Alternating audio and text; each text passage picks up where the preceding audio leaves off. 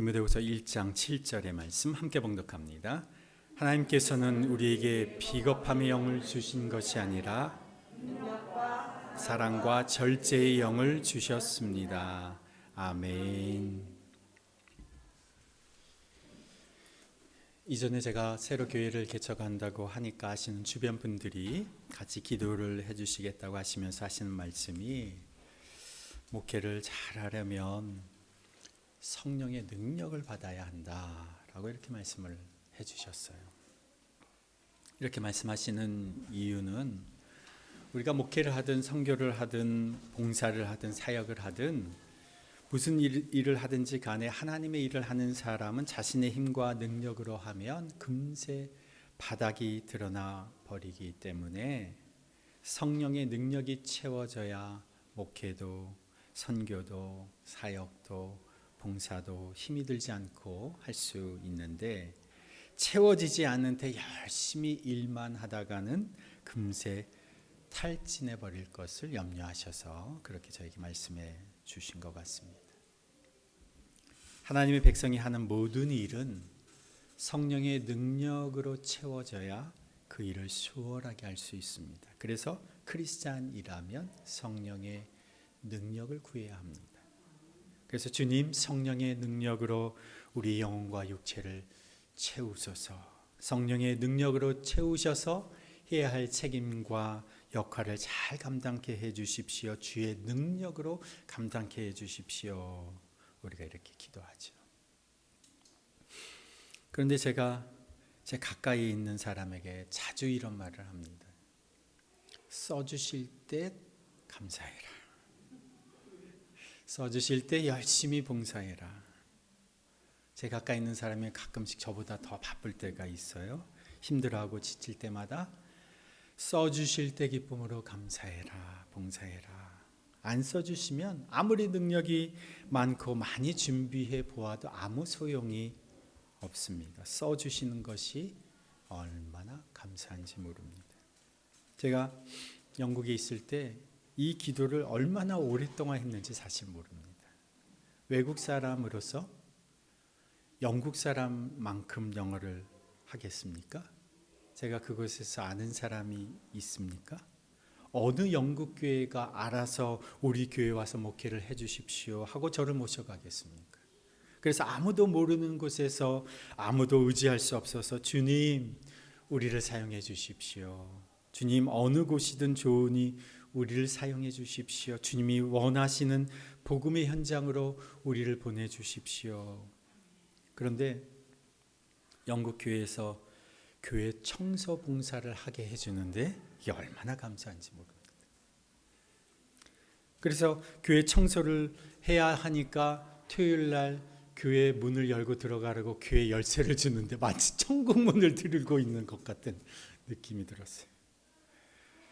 내가 교회 봉사를 할 수 있게 된 것이 얼마나 감사한지, 우리 가족이 다 교회에 가서 열심으로 청소를 했습니다. 그것도 많이 시키지도 않아요. 한 달에 딱 한 번.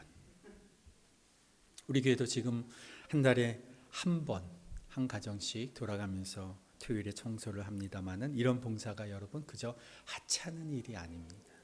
하나님이 기회를 주셨을 때, 내가 봉사할 수 있는 시간, 건강이 허락되어 있을 때 그때 기쁨으로 감사로 봉사를 해야 되는 겁니다. 하나님 안 시켜주시면 아무리 작은 봉사라도 할 수가 없습니다.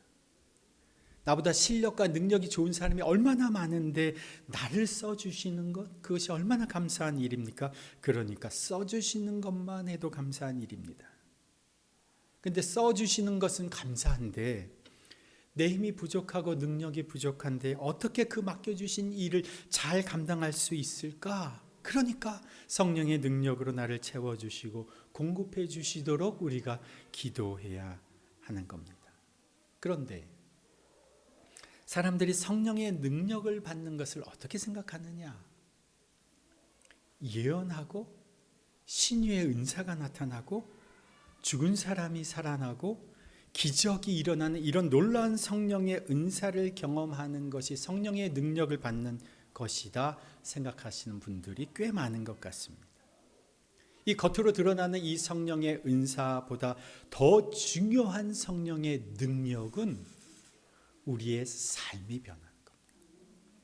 정말 성령의 능력이 임한 것은 우리의 성품이 변하는 겁니다. 가장 큰 성령의 능력은 예수님의 성품을 담는 겁니다. 저도 20대 때는 제가 꽤 뜨거웠어요. 그래서 성령의 은사에 대해서도 주님 많이 간구했고, 신학대학 다니면서 뜨겁게 기도하는 기도에 참여하고 방언, 예언, 신유, 성령의 여러 가지 은사를 경험도 하고 그러면서 이야, 정말 하나님 살아계시는구나, 와, 하나님이 지금도 우리 가운데서 일하고 계시는구나, 이렇게 고백하게 됐습니다. 또 성령의 은사를 가진 사람들의 그 사역에 대해서도 역사적으로 현재적으로 연구하고 또 주위에 그런 분들을 오랫동안 지켜보면서 가지게 되는 결론은, 성령의 은사는 하나님께서 이 땅 가운데 복음을 드러내는 수단과 방법으로 꼭 필요한 순간에 주어지지만, 더 큰 성령의 능력은 우리 자신이 변하는 것이다. 예수님을 담는 성품으로 변하는 것, 이것이 가장 큰 성령의 능력이다 깨닫게 됐습니다. 예수님의 성품이 무엇입니까?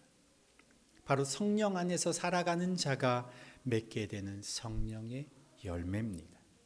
갈라디아서 5장 22절에 사랑과 성령의 열매는 사랑과 기쁨과 화평과 인내와 친절과 선함과 신실과 온유 그리고 절제입니다.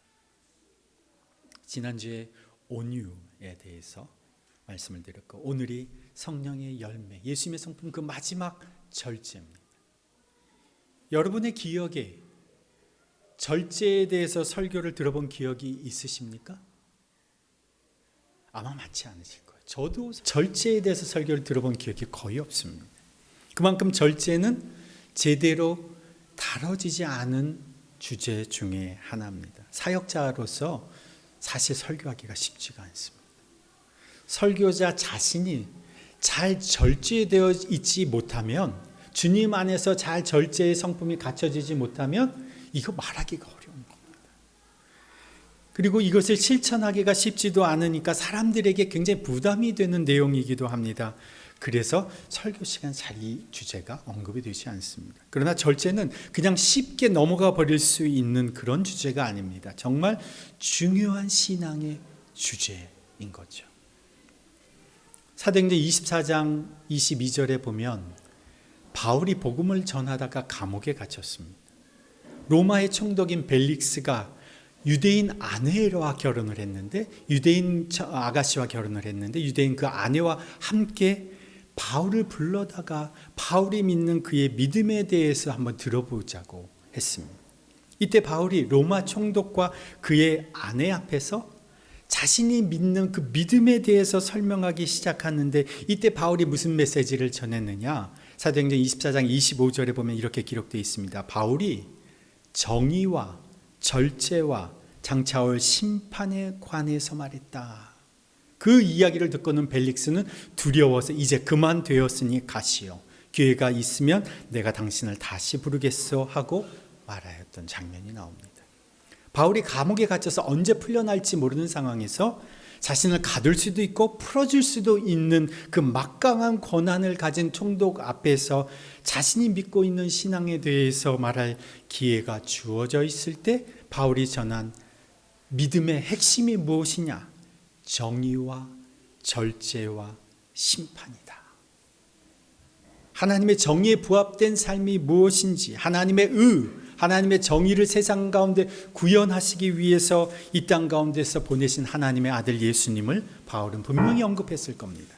그리고 우리 인생은 결국 하나님 앞에 서게 될 것, 곧 심판이 반드시 하나님의 심판이 있을 것이라는 사실을 바울은 총독 벨릭스에게 말했습니다. 그리고 바울은 그 당시 오늘을 살아가는 많은 사람들의 믿음의 실제인 절제에 대해서 말했던 겁니다. 공의로우신 하나님의 심판이 있을 것이라는 사실을 믿는 자는 심판이 있기 때문에 어떻게 합니까? 절제하게 되어 있습니다. 절제된 삶은 공의로우신 그 하나님의 심판이 반드시 있을 것을 아는 자가 살아가는 삶의 방식입니다. 근데 많은 사람들이 마치 심판이 없는 것처럼 살아갑니다. 절제하지 않고 살아간다는 거죠. 우리가 신약 성경에서 절제를 이야기할 때는 절제라고 하는 이 헬라어 단어 두 개가 있습니다. 하나는 조금 전에 제가 바울이 정의와 절제와 심판을 얘기할 때 이 절제라는 헬라어 단어는 엔크라테스라고 하는 단어입니다. 제가 헬라어를 많이 인용을 잘 안 하는데 이건 제가 조금 언급을 하겠습니다.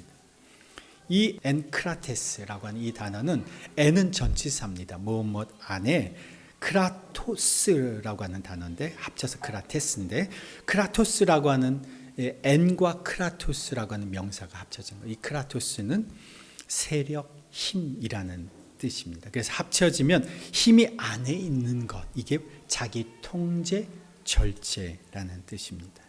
절제의 뜻을 지닌 또 다른 헬라어가 하나가 있는데 그것은 오늘 우리가 읽은 본문에서 나오는 단어입니다. 디모데후서 1장 7절이죠.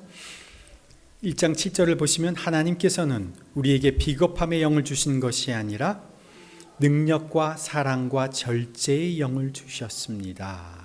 여기에서의 절제, 하나님이 우리에게 무엇을 주셨냐면 성령을 주셨습니다.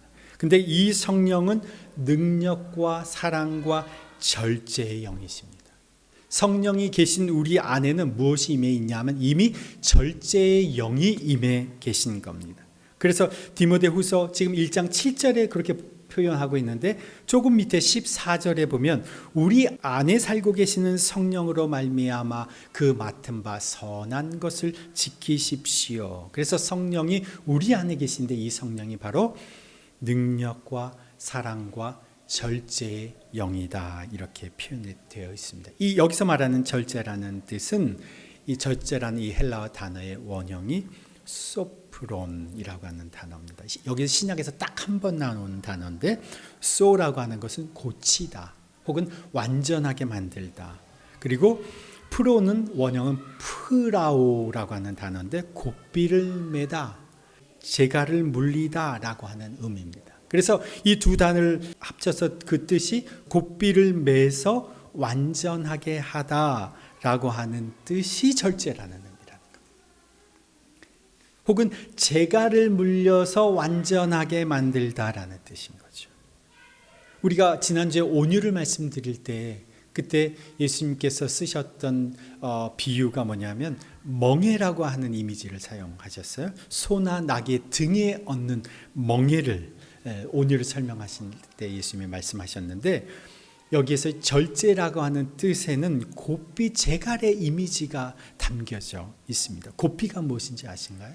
말의 입 주위에 말을 컨트롤하려고 말의 입 주위에 이렇게 씌워서 이렇게 입을 딱 위아래 콧등 있는 대로 딱 돌려서 이 뒤까지 이렇게 이렇게 묶어 놓죠. 말 콧등에 이렇게 걸어 놓는 이 끈을 재갈이라고 합니다. 우리가 한국말 표현에 재갈을 물리다 이렇게 많은 표현인데 이게 입에 들어가서 사람들이 자갈을 물리고 있는 것이라고 생각하는데 자갈이 아니고 재갈입니다.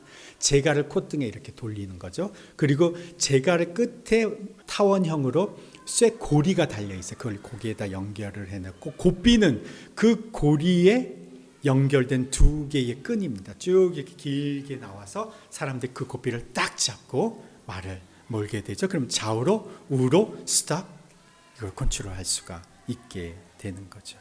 그 말의 입 주위에 재갈을 묶고 그리고 고삐를 메어서 완전하게 된 상태가 절제라는 뜻입니다. 하나님의 사람은 바로 이 절제하는 이 힘이 있어야 하는 거죠. 절제하는 능력을 갖추고 있어야 하는 거죠. 우리 주위에도 우리 가족들 중에도 자동차를 좋아하시는 분들이 계시는데 남자분이라면 스포츠용 차량에서 뿜어 나오는 그 배기음, 뿡 하면서 뿜어 나오는 이 배기음, 이게 남이 내는 소리를 들으면 아주 소음인데 내가 내는 소리는 아주 엔돌핀이 도는 소리입니다. 그런 소리가 나는 차량을 남자들은 한 번쯤은 타고 싶어 하죠. 우리 중에는 이미 그런 소리를 내는 차량을 갖고 계신 분이 계신데 이런 차량의 엔진 크기가 아주 어마어마하죠. 우리 중에는 5.0 뭐 이런 어마어마한 엔진 크기, 이런 대용량의 엔진에서 뿜어 나오는 차량이 힘있게 바닥을 치고 달려가는 힘이 아주 대단합니다. 그런데 이런 힘있고 멋있는 차량을 운행할 수 있는 것은 그 무거운 차체를 원하는 때 지체 없이 멈출 수 있도록 해주는 강력한 브레이크가 있기 때문에 이 자동차를 탈 수 있는 겁니다. 사람들은 브레이크에 대해서 별 관심 가지지 않지만 아무리 멋지고 비싼 차량도 브레이크가 작동하지 않으면 운전할 수 없습니다. 이것을 잘못하면 사람을 죽이는 엄청난 무기가 되어버리죠. 크리스찬 개인과 공동체의 삶에서도 강력하고 멋져 보이는 성령의 은사를 아무리 갖추고 있어도, 화려하고 아름다운 건물과 겉모습을 갖추고 있어도, 사람들이 좋아하고 환호하고 필요한 것들이 모두 다 갖춰져 있고 풍족해서 조금도 부족함이 없어 보일지라도 절제할 줄 모르면 한순간에 이것이 흉기로 변해버립니다. 한국교회가 절제할 줄 몰라서 예수님의 그 보배로운 피로 말미암아 세워진 교회 공동체가 세상 사람들에게 뭘로 느껴집니까? 흉기처럼 느껴질 때가 있었던 겁니다.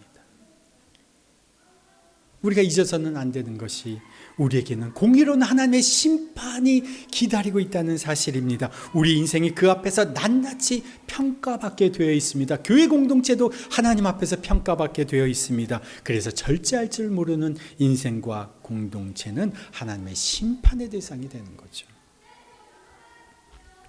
우리가 아침 기도회에서 지난주까지 우리가 마태복음 8장의 본문을 우리가 묵상을 했는데, 8장 18절에 보면 예수님께서 사람들이 자기에게 밀려드는 것을 보시고 어떻게 하셨는지 아십니까? 그들을 떠나 갈릴리 바다 건너편으로 가셨습니다. 사람들이 몰려오는 것을 보시고 그들을 떠나서 건너편으로 가셨어요. 마태복음 14장에도 보면 예수님께서 5,000명을 떡 몇 덩이 가지고 다 배불리게 먹이시고 나서, 그리고 나서 예수님이 하신 일이 무엇인지 아십니까? 제자들을 재촉해서 배에 태워서 건너편으로 보내시고 무리는 헤쳐 보내신 후에 본인은 홀로 산에 가셔서 기도하셨습니다. 예수님은 사람들이 몰려드는 것에 고치되어 있지 않으셨습니다. 예수님은 제자들이 그 몰려드는 사람들의 모습에, 그 보이는 현상에 도취되어서 들떠있지 않도록 그들을 서둘러 배에 태워서 건너편으로 보내셨습니다. 그리고 예수님은 하나님 앞에서 자신의 기도의 시간을 가지신 거죠. 예수님 자신이 이렇게 하나님 앞에서 절제된 삶을 사셨던 겁니다. 조금만 잘 되면 떠벌리고 자랑하고 들떠있는 우리의 모습과는 얼마나 다른 모습입니까? 그래서 고린도전서 9장 25절에 보면 이기기를 다투는 자마다 모든 일에 절제하나니 그들은 썩을 승리자의 관을 얻고자 하되 우리는 썩지 않을 것을 얻고자 하노라. 영원을 바라보는 자는 절제하는 겁니다. 그런데 절제는 우리가 생각하는 것처럼 그렇게 잘 되지 않습니다. 절제해야지 하면서도 안 되고, 안 되는 줄 알면서도 감정에 또 끌리고 다시 죄악을 범하고 오류를 범하고, 이렇게 하면 안 되는 줄 알면서도 또 다시 절제하지 못하고 화내고 짜증내고 넘어지는 경우를 우리는 많이 경험하지 않습니까?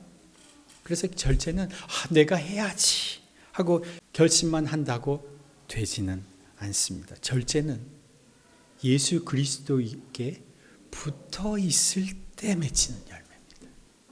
절제는 예수님을 생각하고 예수님을 바라보고 예수님께 고백하고 예수님께 순종할 때 생기는 열매가 절제입니다. 제가 매번마다 반복해서 여러분에게 말씀드리죠. 예수님을 생각하라. 예수님을 바라보라. 예수님께 고백하라. 예수님께 순종하라. 다시 예수님을 생각하라. 예수님을 바라보라. 예수님께 고백하라. 예수님께 순종하라. 이것이 요한복음 15장 포도나무 비유에서 예수님께서 우리에게 너희가 내게 붙어 있으면, 붙어 있는 겁니다. 나는 포도나무의 너희는 가지이다. 사람이 내 안에 머물러 있고 내가 그 안에 머물러 있으면 그는 많은 열매를 맺는다. 너희는 나를 떠나서는 아무것도 할 수 없다. 너희가 나를 떠나서는 절대 열매 맺을 수가 없는 겁니다. 예수님에게 붙어있는 인생은 열매를 맺습니다. 그 열매 중에 하나가 바로 절제입니다. 예수님께 붙어있으면 그것은 예수님을 생각하고 예수님을 바라보고 예수님께 고백하고 예수님께 순종하면 우리는 예수님의 생각과 의도를 알게 되는 겁니다. 우리가 절제하지 못하는 이유 중에 하나가 우리가 마음대로 하고 싶은 대로 하려고 하는 그런 마음도 있지만 또 하나는 오늘 우리에게 원하시는 예수님의 의도와 생각을 알지 못하기 때문이기도 합니다. 그런데 우리가 주님께 붙어 있으면 예수님의 생각을 알 수가 있습니다. 우리가 붙어 있으면 오늘 우리가 살아가는 삶 속에서 예수님이 내게 무엇을 원하는지를 알 수가 있다는 거죠. 이렇게 말씀드리면 그 목사님 그건 목사님처럼 헌신된 사람이나 가능하지 세상에서 살아가는 제가 어떻게 예수님의 생각과 뜻을 알 수 있습니까? 여러분 정말 그렇게 생각하십니까? 하나님 목회자나 사역자에게만 차별적으로 하나님의 뜻을 알 수 있도록 해주셨을까요? 오늘 우리 모두는 이 시대 속에서 하나님이 나에게 원하고 바라시는 것을 알 수가 있는 겁니다. 로마서 12장 2절에 여러분은 이 시대의 풍조를 본받지 말고 마음을 새롭게 함으로 변화를 받아서 하나님의 선하시고 기뻐하시고 완전하신 뜻이 무엇인지를 분별하도록 하십시오. 오늘 이 시대를 살아가는 우리가 하나님의 뜻을 분별할 수 있습니까? 없습니까? 있다는 거죠. 그렇지 않고서는 이 성경 말씀이 우리에게 하나님의 선하시고 기뻐하시고 완전하신 뜻을 분별하라 우리에게 명령하지도 요구하지도 않으셨을 겁니다. 하나님의 뜻을 분별하는 사람, 붙어있는 사람이 하나님의 뜻을 분별할 수 있죠. 그것은 예수님을 생각하는 것, 예수님을 바라보는 것, 예수님께 고백하는 것, 예수님께 순종하는 것. 여러분 이것이 아무것도 아닌 것 같은데 여러분의 삶이 이 네 가지를 수시로 주님 앞에 고백하고 말하고 선언하고 살아가면 여러분 예수님께 붙어 있는 겁니다. 그럼 여러분은 하나님의 뜻을 분별할 수 있는 사람이 되는 겁니다. 그러면 아까 읽은 로마서 12장 2절인데요. 그 3절에 뭐라고 말씀하시냐? 나는 내가 받은 은혜를 힘입어서 여러분 각 사람에게 말합니다. 여러분은 스스로 마땅히 생각해야 하는 것 이상으로 생각하지 말고 하나님께서 각 사람에게 나눠주신 믿음의 분량대로 분수에 맞게 생각하십시오. 분수에 맞게, 믿음의 분량대로 분수에 맞게 생각하는 게 이것이 뭡니까? 절제입니다. 하나님에 붙어 있는 사람은, 예수님께 붙어 있는 사람은 하나님의 뜻, 예수님의 뜻과 생각과 계획을 우리가 알 수가 있고 그렇게 살아가는 사람은 절제된 삶, 분수에 맞게 생각하는 법을 알게 되는 겁니다. 절제된 삶을 살 수 있게 되는 거죠. 세상 사람들이 생각하는 행복한 삶은 자기 하고 싶은 대로 마음껏 하고 자기 사고 싶은 대로 마음껏 사고 자기 원하는 대로 자유를 누리고 불편함이나 부족함이 없는 삶을 행복하다 말할 겁니다.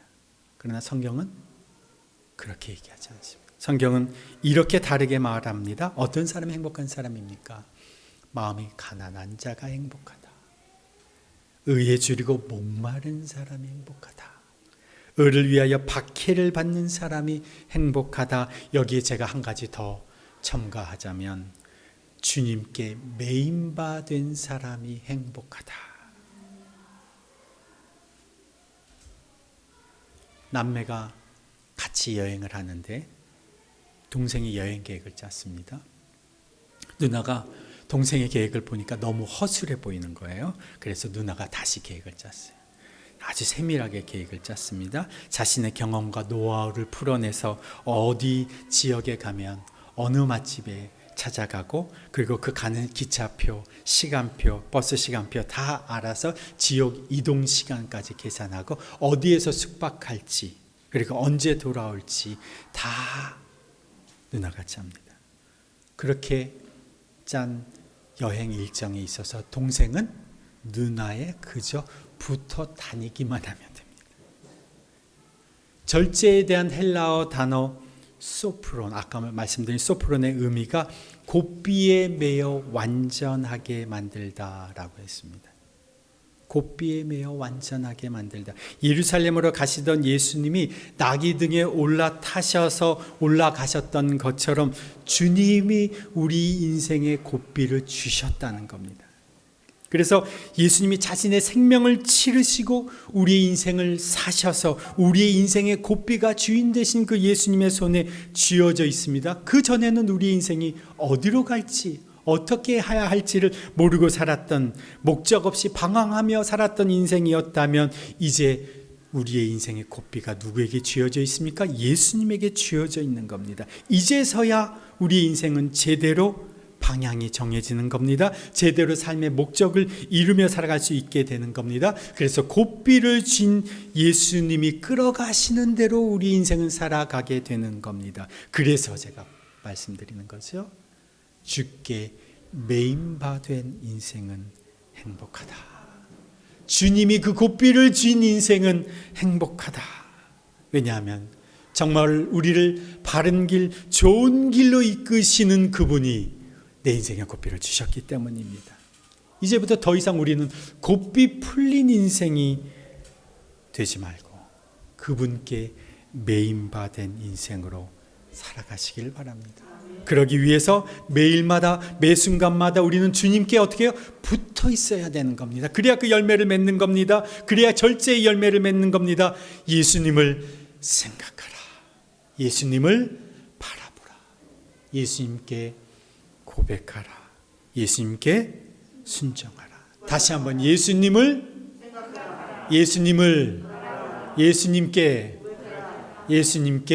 순종하라.